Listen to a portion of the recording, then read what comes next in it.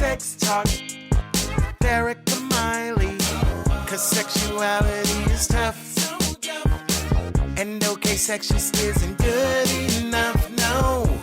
Sex Talk with Erica Miley. Hey folks, welcome to Sex Talk with Erica Miley. Erica Miley here. Hi to Facebook land people. Hi to everybody in podcast land.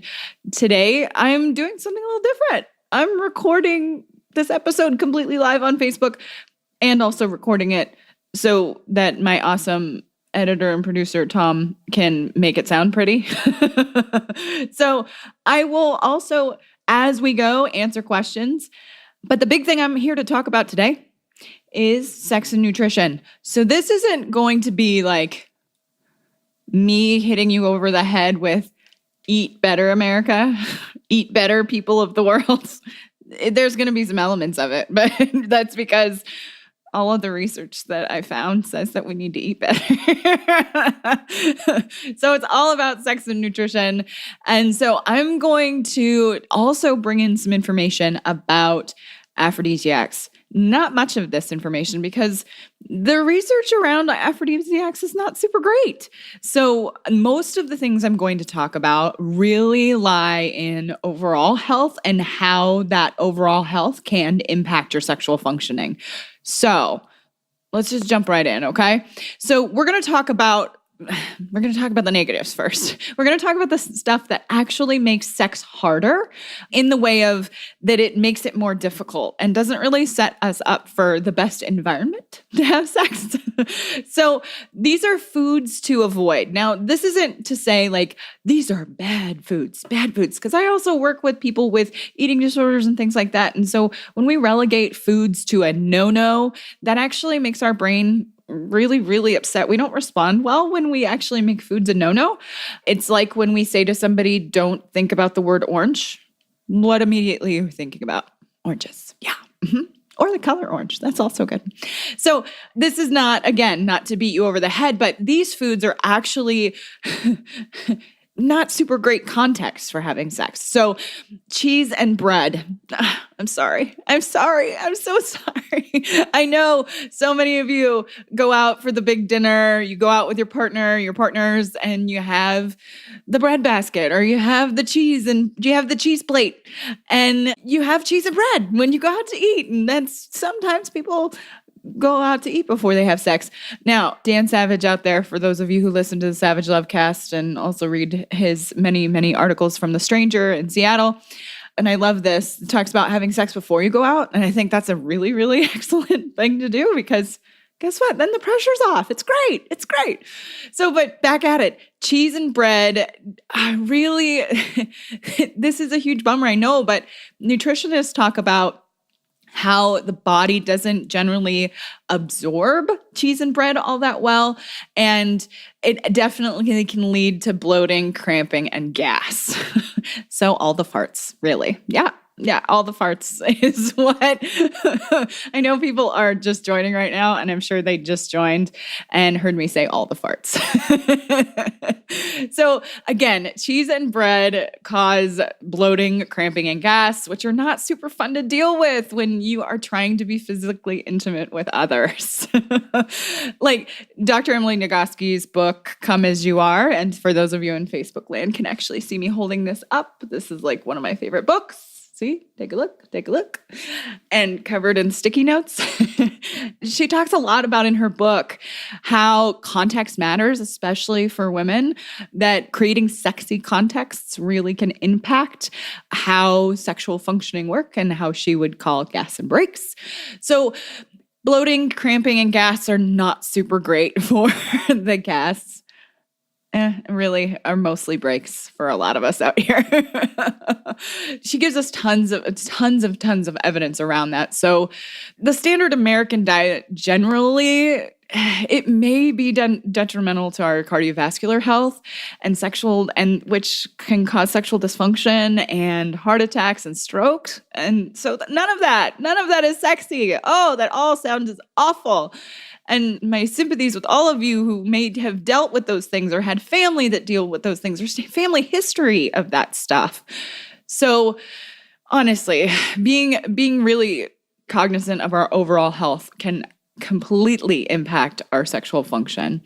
So all of that being said, there's some research to suggest that also like industrial pollutants like PCBs, that's sometimes found in fish, can also lead to a loss of like overall libido, like sexual dysfunction, erectile dysfunction. So we have some research to support it. Doesn't mean that it's a hard and fast fact, but it's good to note that eating well can really increase your likelihood of having a good sex life. So now that you have all sufficiently rolled your eyes at me yelling at you to eat more healthy, let's talk about some of the good stuff.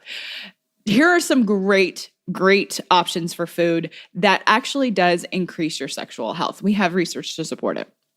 So ground flax seeds. That's number one. These are in no specific order. It doesn't mean like, oh, eat these in this order or anything like that. This is just, these are foods that are really great for sexual health. Ground flax seeds, I put these on my oatmeal in the morning. So it's a really, really easy food to incorporate into other meals. It's packed with omega-3 fatty acids, and that is awesome for cardiovascular health. And guess what? Good hearts mean great libido. So there's also something called L-arginine, and I'm going to misspell all of these words because I am not a nutritionist. But the L-arginine is an amino acid that can boost blood flow and actually has been shown to promote healthy sperm. So, hey, we want healthy swimmers out there. Awesome. Full disclosure, I'm a plant-based eater, so I don't eat meat. And so some of the foods I'm actually going to suggest are not ones I eat myself right now, but I'm going to suggest some of those options that for those of you who do. One of them that is also considered and has long been considered an aphrodisiac is oysters. And they actually, many of the nutritionists research that I was looking at and the food science I was looking at said that eating oysters raw is a better option to get the most health benefits from them. And this food is rich in zinc, and it is one of the key minerals in sexual maturation. So that means zinc can actually help your body produce testosterone, which increases sexual desire, or at least it's shown to. And it absolutely can help synthesize thyroid hormones. And what that does is help us with our energy. Our thyroid is one of those master controllers of our hormone production. And so it absolutely can help us have more energy. So the one thing to know, though, is that often people will eat oysters and then they will think that, oh, it happens immediately. This is for overall health again. So I encourage you to eat them, but also frequency matters. So it's not just downing 6 of them before you have sex and expect that everything's great, everything's awesome. So, next food, strawberries. Hey, big surprise, they look sexy. Strawberries encourage good circulation, and it's thought to be crucial for sexual functioning in both men and women and across the gender spectrum. And strawberries can be rich in antioxidants that benefit your heart and arteries. There is a giant theme here, folks. Cardiovascular health matters when it comes to sexual health. I'm sure that makes sense to a lot of you, that if our heart and our circulatory system can pump blood throughout the entire system, that means we can become physically aroused a little easier. Also, strawberries are rich in vitamin C, which, along with antioxidants, have been linked to higher sperm counts in men. Try this. And, again, strawberries are sexy food. Dip them in dark chocolate. And then you also get, I'm going to say it wrong, but I'm going to give it a shot. Methylxanthines? Sure, that. Starts with an M. These antioxidants may activate the libido. So I'm going to make sure all of this stuff is in the show notes. And that's really, really, that's going to be helpful in this episode because there's a lot of these words I'm just going to say wrong. And if you want to be able to Google, it will help you that way. Quick break from the action, folks. Action. I just want to tell you about my Patreon. Every week, I bring you guests and seriously, lots of sex nerdery. Help me keep doing that by becoming a supporter. What do you get in return? Cool perks. For real. I am going to be doing shout outs, stickers, a bunch of stuff. So check it out at ericamiley.com/Patreon. That's ERIKAMILEY.com/Patreon. I hope to see you and see more of you by becoming a Patreon. Thanks, guys. The next one that I actually eat quite often is pumpkin seeds. Pumpkin seeds, actually kind of like oysters, do have a lot of zinc in them. They're also a great source of magnesium. And there's a substantial amount of research outside of food science that shows that magnesium itself is very, very helpful in keeping us calm and reducing anxiety. There is a formulation on Amazon. It's called Calm. It's actually drinkable magnesium that does have research to support that it increases your ability to manage anxiety. So we actually use that drinkable magnesium in this house. So I definitely encourage people to take a look at it. Of course, consult your doctor. I am not a doctor. And make sure all of these things are okay for you and your health. Back to awesome pumpkin seeds. So they also contain omega-3 fatty acids, and that can help with gynecological health and prostate health. Omega-3s are also known to reduce inflammation in the body. So there's a ton of research right now, and continued research keeps going on at the role of inflammation and overall health and mental health. So do your Googling, folks. There's some really, really interesting work from lots of different types of fields in the role of inflammation and how you can tackle that with nutrition. Pumpkin seeds are rich in iron, which is really, really helpful for us to feel energized. Zinc, as I already talked about, and magnesium. So take a look at pumpkin seeds, y'all. They're very tasty. I like them a lot. And the next one is probably my favorite. It's one of those foods that I probably would eat for maybe every meal, if possible, since I was a child. And no joke, my son is exactly the same way as me. We fight over the avocado in the house. So let's just start with the word avocado. Avocado actually comes from the Aztec word for testicles. So, hey, look. Well, I mean, they actually look like testicles, really. Avocados are actually really good for what's inside of testicles. It's good for sperm production. And it's versatile, it's nourishing, it has vitamin E, and vitamin E is a key antioxidant that widens blood vessels, potentially lowering the risk for cardiovascular disease. So again, awesome for your cardiovascular health, which can improve your sexual functioning.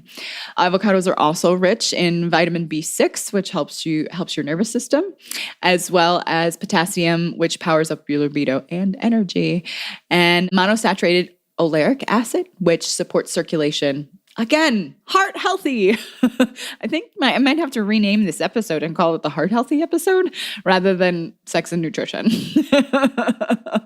So those are the best foods, honestly, for increasing your sexual functioning. There really, really isn't a magic food out there that is going to give you some magic sexy powers. Essentially, what I'm telling you is the better you treat your body, the more likely you are able to have really great connected sex. And guess what? If you are paying attention to your heart and paying attention to your brain, which is our biggest sex organ, you are much more likely to enjoy your sex life, or at least be able to tackle the things that are impeding you from enjoying your sex life.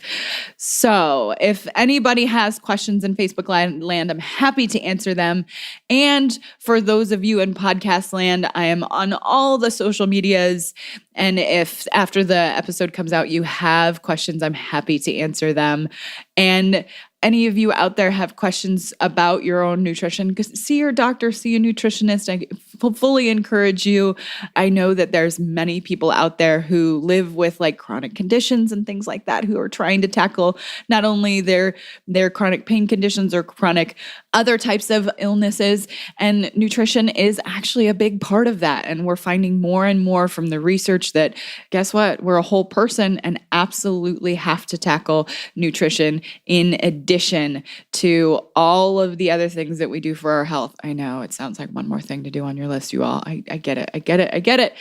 Oh, Amy, it's out on Facebook. She says, hooked on avocado toast. I can't blame you. I really like... I'm going to show how basic I am. I really like avocado toast, like with guacamole instead of just like sliced avocado. And I love it with bell peppers and usually little tomatoes and any kind of like spinach or whatever I can actually, like any other nutrient I can stuff in there. So I hope all of you have a wonderful week and a wonderful weekend. Thank you for tuning in to this episode, and thank you to those on Facebook who are tuning in live. I hope you have and enjoy your food this weekend, and I will see you next time. Thanks for listening, folks. Please rate and review on iTunes. That helps this podcast get found. If you leave a 5-star review, let me know about it on any social media, and I'll shout you out on the podcast. You can find my website at ericamiley.com. You can find me on Facebook, the Gram, and Twitter. See y'all next time.